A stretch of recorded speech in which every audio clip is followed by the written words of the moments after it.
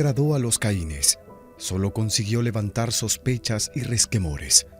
Un mensaje preparado en aras a mejorar las condiciones de vida de un pueblo que se debatía entre la miseria y la falta de libertad.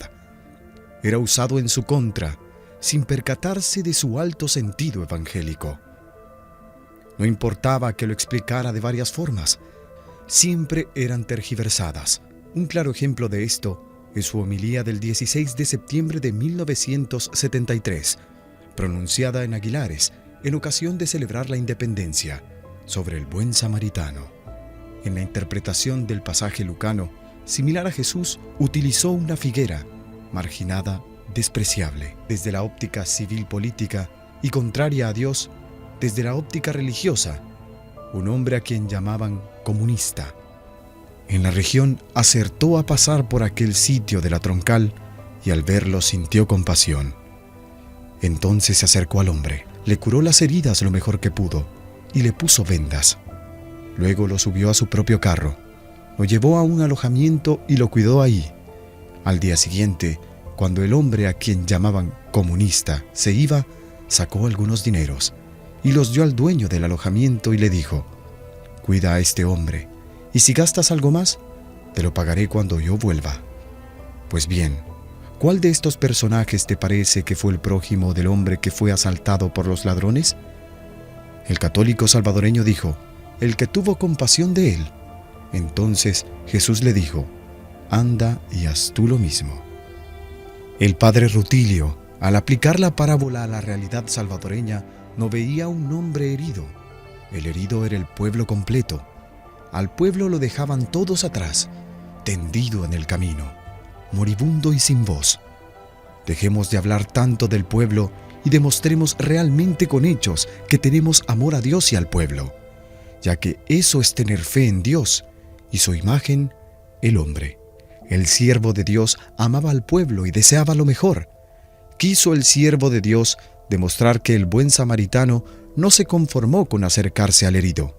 Lo recogió, lo cargó, lo llevó al lugar seguro, devolviéndole la posibilidad de recuperar su salud y con ello la vida. La compasión del padre Rutilio no se detenía ante nada. En Apopa, el 13 de febrero de 1977, pronunció una homilía en solidaridad con el padre Mario Bernal, que acababa de ser expulsado del país, aclarando que no se trataba de un mitin, ni mucho menos de una marcha violenta. Era una manifestación de fe en la que clarividentemente habló del sello martirial de la Iglesia salvadoreña y del amor que le caracterizaba, el símbolo de una mesa compartida, con el taburete para cada uno y con manteles largos para todos, el símbolo de la creación. Y para eso hace falta la redención. Ya está sellándose con el martirio. No veníamos aquí con machetes. No, esta es nuestra violencia.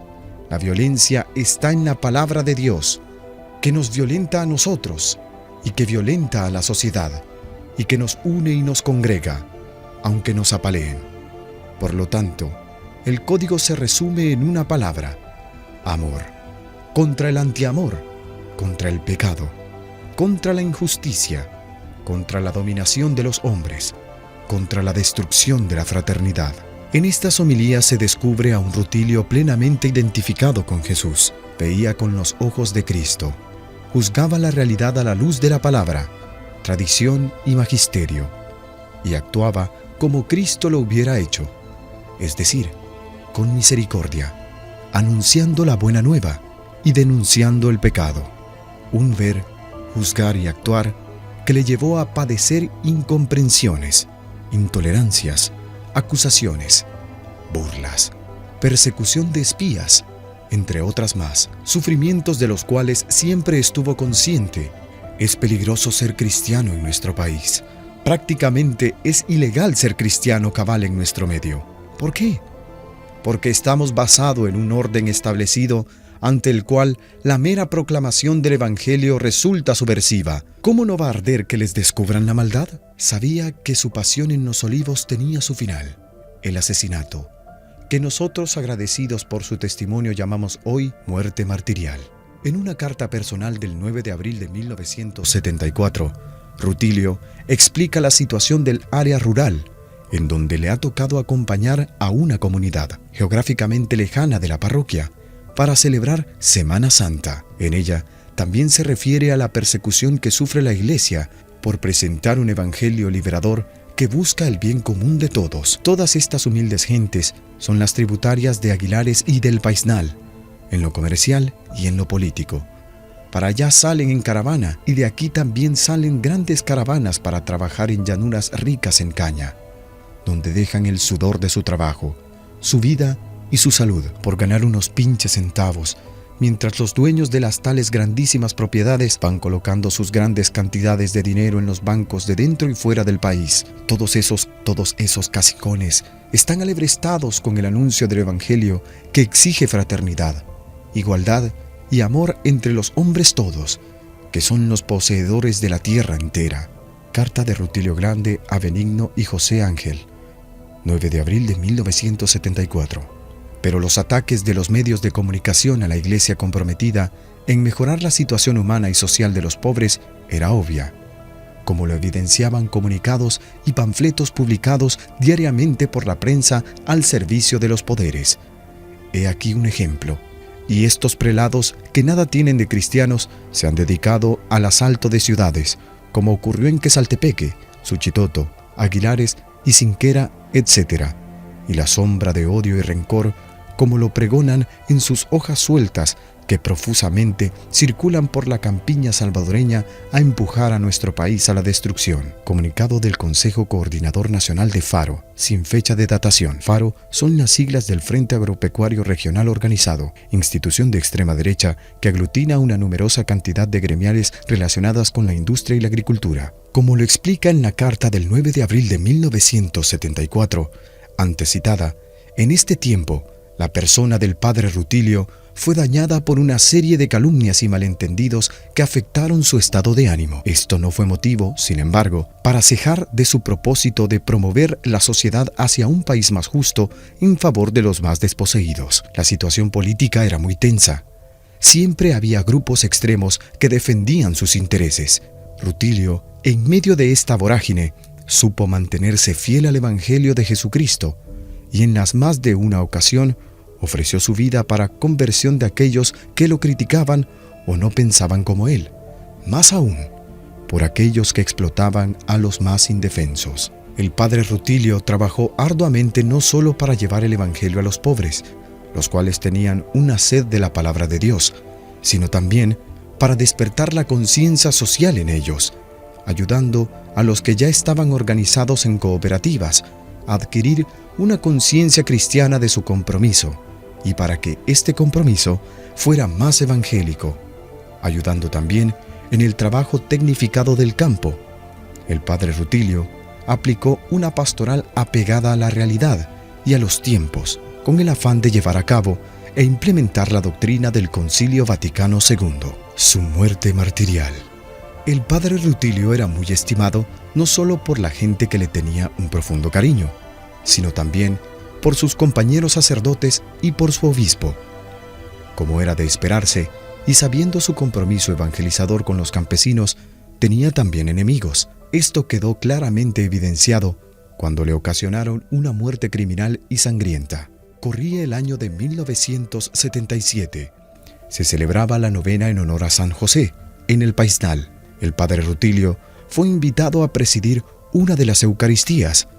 Fue el sábado 12 de marzo, camino al Paisnal, por la calle que une este cantón con Aguilares. El padre Rutilio se hizo acompañar del señor Manuel Solórzano y del niño Nelson Rutilio Lemus, además de otros 2 niños que le acompañaban. Casi a la mitad de camino, lo estaban esperando unos hombres fuertemente armados y apostados a ambos lados de la carretera. Cuando el vehículo en que se conducía el padre Rutilio Grande llegó a la altura del cantón Los Mangos, los asesinos abrieron fuego contra el vehículo donde se conducía el padre Grande y sus compañeros, causándoles la muerte. Eran las 17:45. Todos ellos murieron a consecuencia de las lesiones sufridas. Fueron cerca de 12 impactos de bala que perforaron diferentes partes del cuerpo del padre Rutilio.